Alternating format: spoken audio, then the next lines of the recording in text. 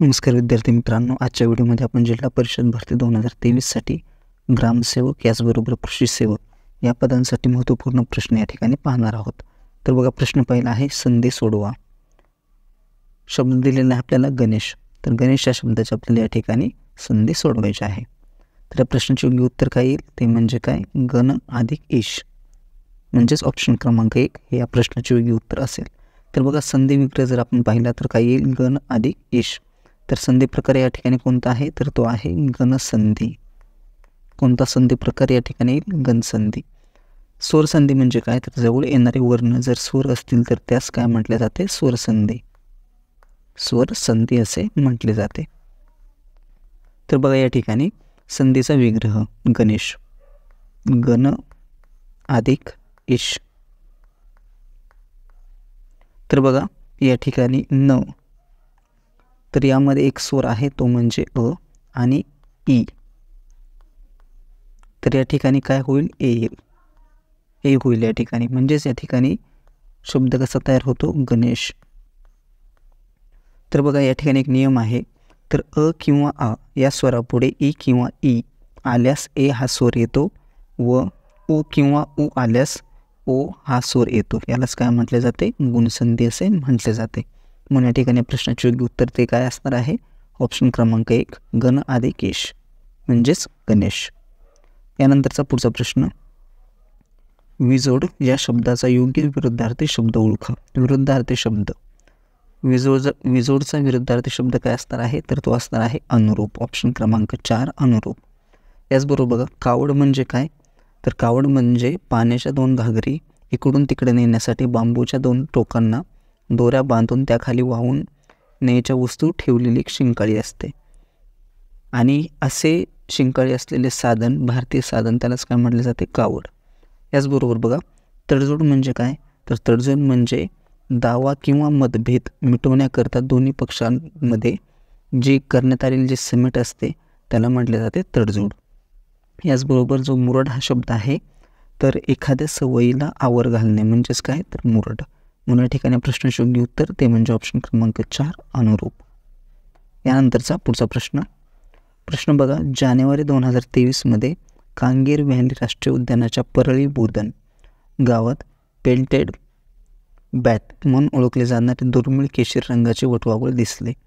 तर या ठिकाणी प्रश्न असा आहे की कांगेर व्हॅली राष्ट्रीय उद्यान कोणत्या राज्यामध्ये स्थित आहे.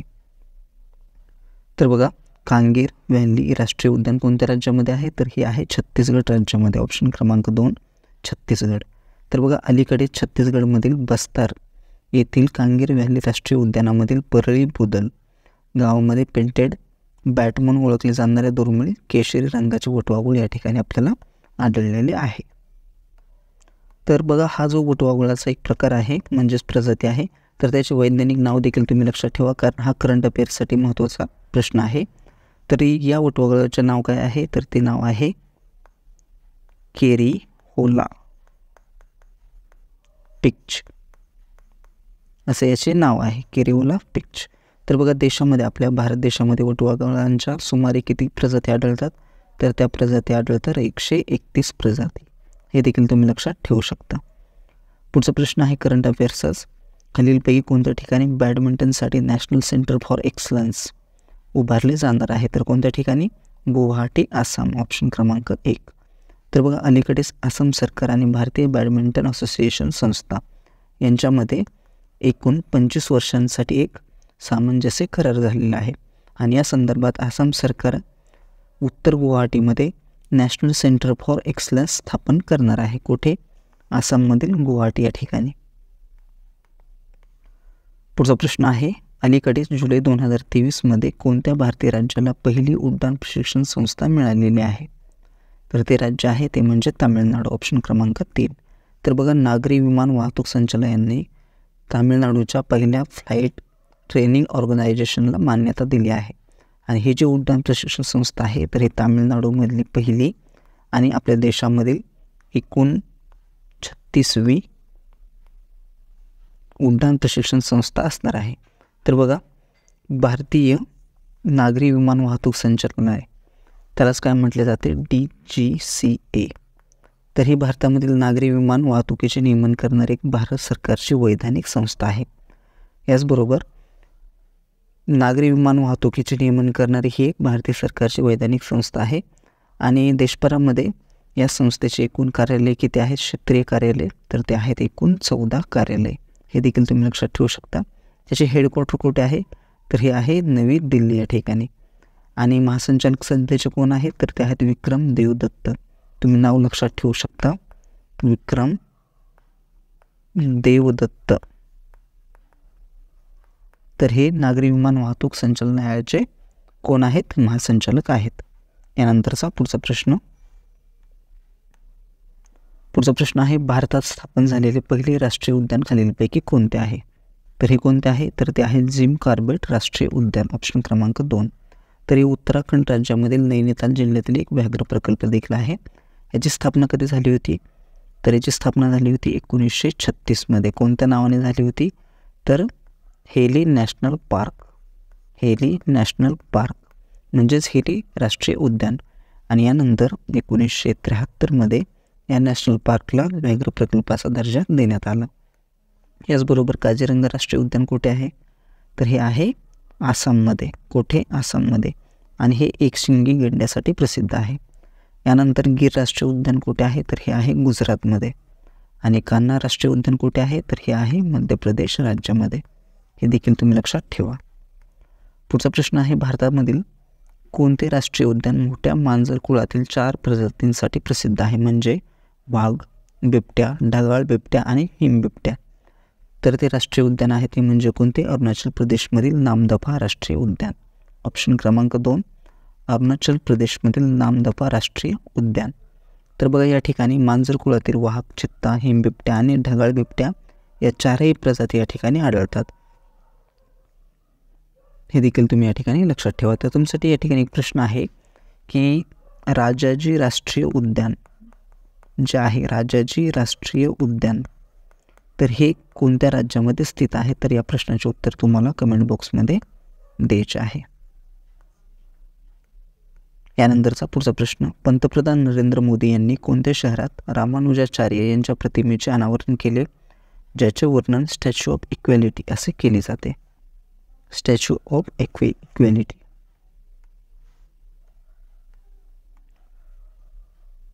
तर कोणत्या शहरामध्ये केले? हैदराबाद, ऑप्शन क्रमांक 2. हैदराबादमधील एक ठिकाण आहे शमशाबाद. या ठिकाणी 45 एकर एरियामध्ये या भव्य पुतळ्याचे या ठिकाणी उद्घाटन करण्यात आले. तर बघा, PM मोदी यांनी फेब्रुवारी 2022 हैदराबादमध्ये स्टॅच्यू ऑफ इक्वॅलिटी म्हणजेच रामानुजाचार्य यांचा 216 फूट उंचीचा पुतळा जो आहे पंचलोहापासून बनवलेला. पंचलोहा म्हणजे काय? चांदी, सोने, तांबे, पितळ आणि जस्त यांच्या मिश्रणापासून बनवलेला हा एक पुतळा आहे आणि त्याचे अनावरण हैदराबादमधील शमशाबाद येथे करण्यात आले. तर रामानुजाचार्य हे कोण होते? तर हे 11व्या शतकामधील एक संत आणि समाजसुधारक होते. तर त्यांचा जन्म कधी झाला होता? तर 1017 तामिळनाडूमधील एक ठिकाण आहे ते म्हणजे कोणते? श्री पेरुबंदर. तर या ठिकाणी त्यांचा जन्म झाला होता. यानंतरचा पुढचा प्रश्न आहे, दादाभाई नौरोजी किती वेळा भारतीय राष्ट्रीय काँग्रेसचे अध्यक्ष झाले होते? तर किती वेळा? तर 3 वेळा. तर बघा, दादाभाई नौरोजी हे इंडियन नॅशनल काँग्रेसचे संस्थापक सदस्यांपैकी एक होते. तर ते किती वेळा अध्यक्ष झाले होते भारतीय राष्ट्रीय काँग्रेसचे? तर 3 वेळा. कधी झाले होते? तर 1886 कलकत्ता अधिवेशनात, त्यानंतर 1893 लाहोर अधिवेशनात आणि 1906 कलकत्ता अधिवेशनामध्ये. हे देखील तुम्ही लक्षात ठेवा. याचबरोबर दादाभाई नौरोजी हे UK हाऊस ऑफ कॉमन्स वर निवडून गेलेले पहिले भारतीय संसद सदस्य होते. तर त्यांनी 1865 लंडन इंडियन सोसायटीची स्थापना केली आणि त्यानंतर 1867 त्यांनी ईस्ट इंडिया असोसिएशनची देखील स्थापना केली होती. हे देखील तुम्ही लक्षात ठेवू शकता. यानंतरचा पुढचा प्रश्न आहे, सूड घेण्याची भावना बाळगणे या अर्थाशी संबंधित असणारा वाक्प्रचार कोणता आहे? तर तो कोणता आहे? तर तो आहे दात धरणे, ऑप्शन क्रमांक 3. सूड घेण्याची भावना बाळगणे म्हणजे काय? तर दात धरणे. याचबरोबर तोंडाला कुलूप लावणे म्हणजे काय? तर गप्प बसणे. गप्प बसणे. दाताच्या कण्या करणे म्हणजे काय? तर एखाद्याच्या बाबतीत चीड व्यक्त करणे म्हणजे काय? दाताच्या कण्या करणे. दाताच्या कण्या करणे म्हणजे या ठिकाणी आहे वारंवार विनंती करणे. वारंवार विनंती करणे म्हणजेच काय, तर दाताच्या कण्या करणे. आणि दात ओठ खाणे म्हणजे काय, तर एखाद्याच्या बाबतीत चीड व्यक्त करणे. चीड व्यक्त करणे म्हणजेच काय, तर दात ओठ खाणे. यानंतरचा पुढचा प्रश्न आहे बॉम्बे क्रॉनिकल हे वृत्तपत्र खालीलपैकी कोणी सुरू केले. तर कोणी सुरू केले, फिरोजशाह मेहता यांनी. ऑप्शन क्रमांक 1. तर बघा, फिरोजशाह मेहता यांनी 1913 बॉम्बे क्रॉनिकल या वृत्तपत्राची सुरुवात केली होती. याचबरोबर 1904 फिरोजशाह मेहता यांना नाईट या पदवीने देखील सन्मानित करण्यात आले होते. कोणत्या पदवीने? नाईट या पदवीने. याचबरोबर फिरोजशाह मेहता एक भारतीय राष्ट्रीय काँग्रेसचे प्रभावशाली नेते होते आणि त्यांचा जन्म कधी झाला होता? मुंबई या ठिकाणी 4 ऑगस्ट 1845. 4 ऑगस्ट 1845. पुढचा प्रश्न, खालीलपैकी भीमा नदीची कोणती उपनदी ही तिच्या उजव्या तीरावरून मिळत नाही. तर ती नदी आहे ती म्हणजे कोणती? सीना नदी. भीमा नदीचा उगम कुठे होतो? पुणे जिल्ह्यामधील भीमाशंकर या ठिकाणी. एकूण लांबी किती आहे? तर 860 किलोमीटर. महाराष्ट्रामधील तिची लांबी किती आहे? तर 451 किलोमीटर. एक भीमा नदीचं जर प्रवाह क्षेत्र जर पाहिले तर ते कोणते आहे? पुणे, सोलापूर, अहमदनगर, सातारा, सांगली, बीड आणि उस्मानाबाद. तर बघा, डाव्या तीरावरून मिळणाऱ्या त्याच्या उपनद्या कोणत्या आहेत? तर त्या आहेत घोड आणि सीना. याचबरोबर उजव्या तीरावरून मिळणाऱ्या कोणत्या आहेत? भामा, इंद्रायणी, मुळा, मुठा आणि नीरा. तर या ठिकाणी प्रश्न आहे तुमच्यासाठी की सीना नदीचा उगम जो आहे तर हा कोणत्या ठिकाणी होतो हे तुम्हाला कमेंट बॉक्समध्ये सांगायचे आहे. यानंतरचा पुढचा प्रश्न,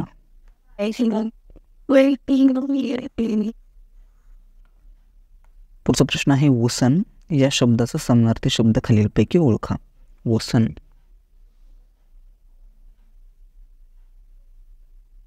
तर बघा, वसन या शब्दाचा समानार्थी शब्द कोणता आहे? तर तो आहे कपडा. ऑप्शन क्रमांक 3 कपडा.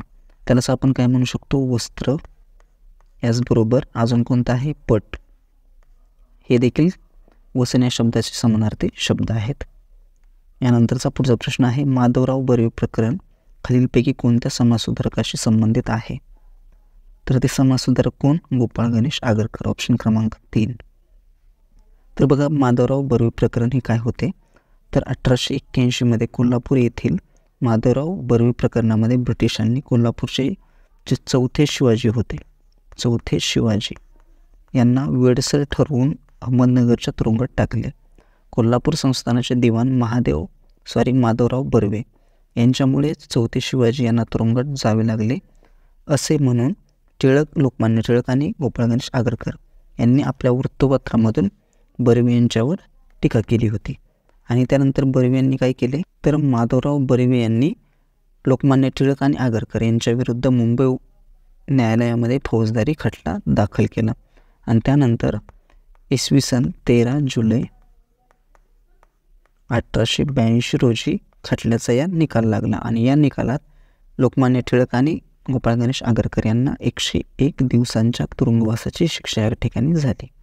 आणि याच तुरुंगवासामध्ये असताना गोपाळ गणेश आगरकर यांनी डोंगरीच्या तुरुंगातील आमचे 101 दिवस हा ग्रंथ देखील लिहिला होता. म्हणून या ठिकाणी प्रश्नाचे योग्य उत्तर ते म्हणजे ऑप्शन क्रमांक 3 गोपाळ गणेश आगरकर.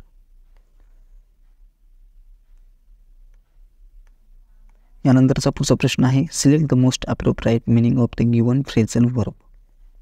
तर या ठिकाणी फ्रेझल वर्ब काय दिलेला आहे? Put something together. तर बघा, पुट समथिंग टुगेदर म्हणजे काय? तर एकत्र ठेवणे. त्यालाच आपण काय म्हणू शकतो? असेंबल करणे. म्हणजेच ऑप्शन क्रमांक 1 असेंबल करणे. असेंबल करणे म्हणजे काय? तर या ठिकाणी असा अर्थ होऊ शकतो की put something together means to assemble things before using them. म्हणजेच की एखादी गोष्ट वापरण्याच्या अगोदर तिला एकत्र करून ठेवणे. म्हणजेच काय? तर पुट समथिंग टुगेदर म्हणजेच काय? असेंबल करणे म्हणजेच एकत्र करणे.